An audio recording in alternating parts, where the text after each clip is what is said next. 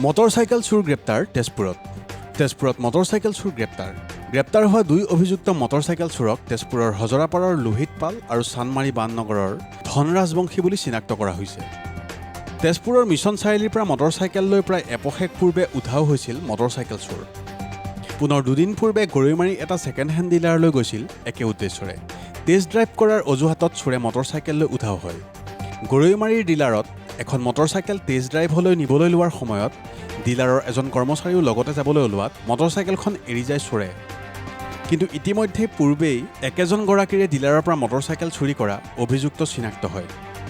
গৰৈমাৰী ডিলাৰৰ কৰ্মচাৰীয়ে কৌশলৰে এক অভিযুক্তৰ ফোন নম্বৰ সংগ্ৰহ কৰিবলৈ সক্ষম হোৱাৰ বিপৰীতে সেইদিনা অভিযুক্তদ্বয়ে পলায়ন কৰে।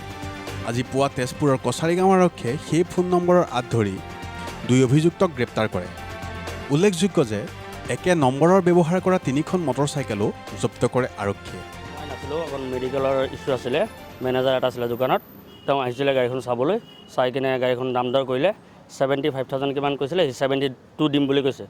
টেষ্ট ড্ৰাইভ দিব লাগে মানুহ নাই, একচুৱেলি নিয়মত আমি পিছফালে বহোঁ আৰু আগে পিছত তেনেকৈ হোৱা নাই। তাৰপিছত কি হ'ল, মানে গাড়ীখন দিলে টেষ্ট ড্ৰাইভ কৰিব, দিলে যে লগে লগে সেই টেষ্ট ড্ৰাইভখন লৈ পলালে। পলোৱাৰ পাছত তাকতো বিচাৰি পোৱা নাই, কোনো হেৰি দিলে নে কেনেকৈ ধৰিম। ছেকেণ্ড মোৰ গৰৈমাৰী ডিলাৰ আছিলে, গৰৈমাৰী তাত ভাইটি বহে, ছেকেণ্ড দিনা গৈছে তাতো চুৰ কৰিবলৈ গৈছে। তেতিয়া ভাইটি গৈছিলে চাহ খাবলৈ, সৰু এটা ষ্টাফ আছিলে, চাই সোমালে।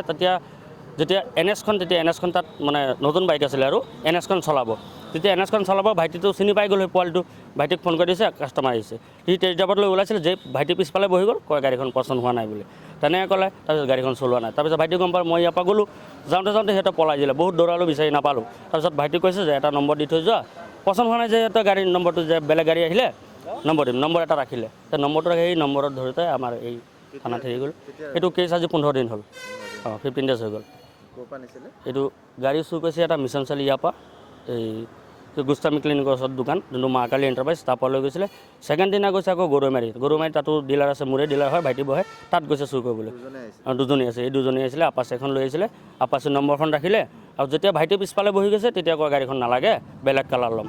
তেওঁ অকলে হ'লে সেইটো পলাব পাৰে। তো ছেকেণ্ড কথা কৈছে, ঠিক আছে এইটো কালাৰ যদি নালাগে তোমালোকে এটা নম্বৰ দিয়া। তো নম্বৰ এটা ৰাখিলে ভাইটি, সেই নম্বৰ ৰাখাত মানে তাক অকণ নম্বৰ প্লেটটো সিহঁতে লগাইছে।